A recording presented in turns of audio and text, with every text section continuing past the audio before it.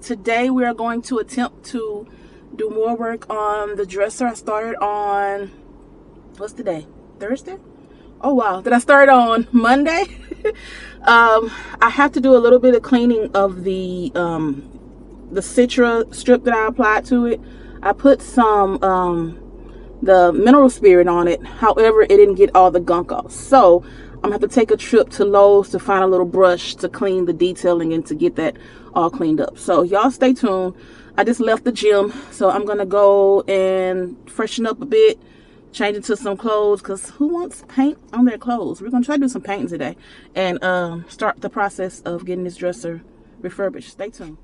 Hey y'all, it's me again. We are at my second favorite place besides any Mexican restaurant in Texas, and that is Lowe's. All right, yay! I wish I had like a little sound effect to go ding, ling, ling, ling, ling, ling, ling, but okay, whatever.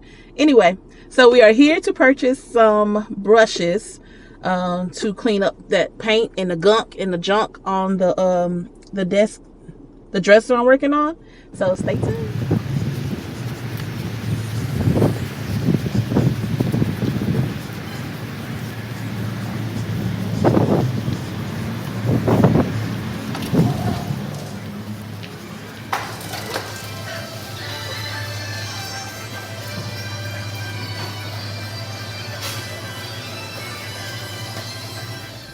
Okay, so these are the scrubbers we are looking for.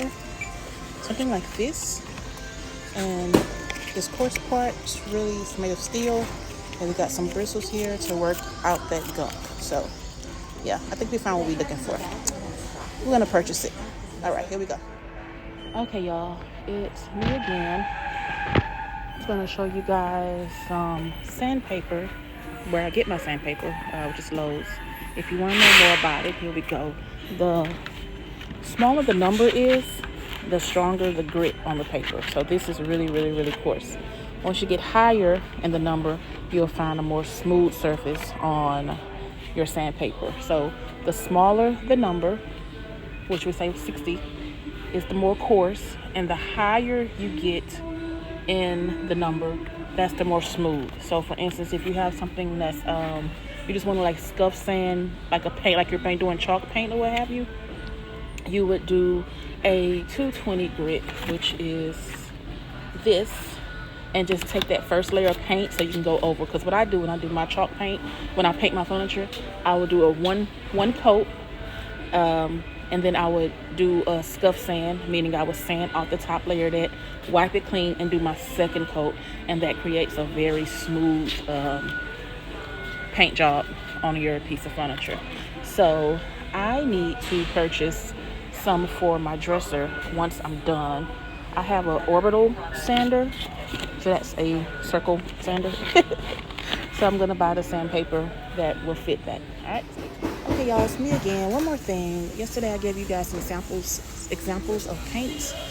These are the paints that I purchased. Like I said, they have them in different colors, or you can go with a base paint and then choose your color that you would like to create. That's usually mixed here at Lowe's. These are the different lines. You have Valspar, and one of my favorites, one of the ones I've researched and really want to try, is Magnolia Home. Chip and Joanne, their line, if you are into that program, those people, Joanna Gaines, but that's her line. Like I said, they're made specifically for cabinet and furniture. These are all chalk. You can get them in semi-gloss, gloss, matte finish, all that stuff. And they also have a base, so you can switch your colors. And these are the color options you have to create your chalk paint style. All right. Thank you.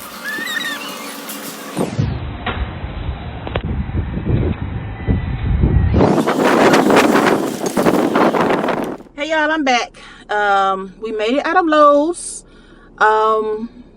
Yeah, I saw so many different things in between that video, that last clip and this clip, that, oh my God, I cannot wait to get some money in my pockets to go purchase.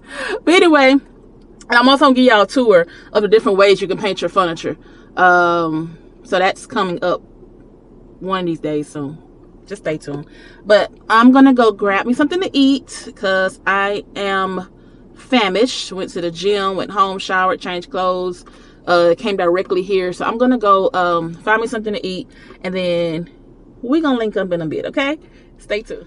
All right, y'all, it's me again. I'm back. I know I said we were gonna go start on finishing that dresser, but I have one more stop to make, and this is like maybe my third favorite place next to Lowe's Mexican restaurants, and probably like a Nike outlet store or whatever. Anyway, it will be Harbor Freight.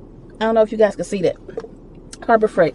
Yeah, this store has everything, little knickknacks you could use when you are a furniture refurbisher. When we go in, I'm gonna show you what I'm talking about. All right, be right back.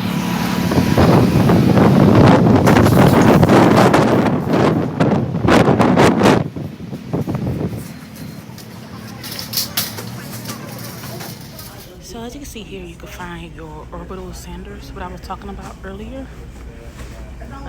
That's that. And for $19.99, the prices are fairly cheap. You got your drills, little buckets, your sliding, your saw thingy majiggies. All the good stuff is in this store. They even have like little lifts. I need to purchase one of those. One of these days when I'm able to expand my business, I'll get one of those. They will have to do a lot of lifting of furniture. If you're working with welding equipment, all that good stuff. They have towels, they have tool belts, tool screwdrivers and stuff. Look at that price. $7.99 for all those screws. And as a furniture refurbisher, you don't have to worry about heavy duty expensive tools. Yeah, what else? Tool belts, all the knickknacks. Okay, I remember we were talking about sanding, this sanding paper. Let me show you. So here is some more sanding equipment. So they have, I think we saw 60 grit, so they have 40 grit. So this is a really coarse gritting paper. And then they go up to, look like 4,000, so that's 1,500, and that's 4,000, almost like a buffer. Seems like it, yeah. So like I said, the smaller the number, the coarser or less coarse the sandpaper is. So keep that in mind when purchasing sanding equipment. Okay? All right, be back. All right, y'all, I'm back. So here are the little dollies. You can't call them dollies. What would you call these? Well, these are what I use if you put, when you're a furniture refurbisher and you have a piece of furniture that you don't want to be moving around and shoving all over the floor when you're painting it. You could put these underneath the piece of furniture and just swivel the piece around as you're working on it. So I'm getting 2 of these because right now I only need 2. I had some other ones, but yeah, they were kind of destroyed by a puppy named Jax. But anyway, yeah, I'm gonna get some of those. Be back. All right, here we are again. Another vital piece of information I can give you when you become a furniture refurbisher. Moving blankets are very good for when you are shopping around for furniture, and moving blankets are good to place like in the bottom of your vehicle so they won't scuff up your floors, or lay them on top underneath the floor when you are painting so you won't destroy your floors. Covering the pieces when they are en route to wherever location you are taking them, either delivering to a customer or taking them to your house. Also, I like to always have these. These are tarps that you can purchase. They go from $2.99 up to, looks like $139 for the huge ones. I'm only working with like very small pieces. The biggest pieces I've used maybe like a dress or whatever. So I may get something like this one, this size here, or maybe even this size. I don't foresee needing anything bigger than that. Not yet, at least. But basically, I put these on my floor. Right now, I am working from my home, so I have to do something to protect my floors in my home. So I use tarps underneath my pieces as I paint them, as to not put paint and whatever else I'm using onto the floor.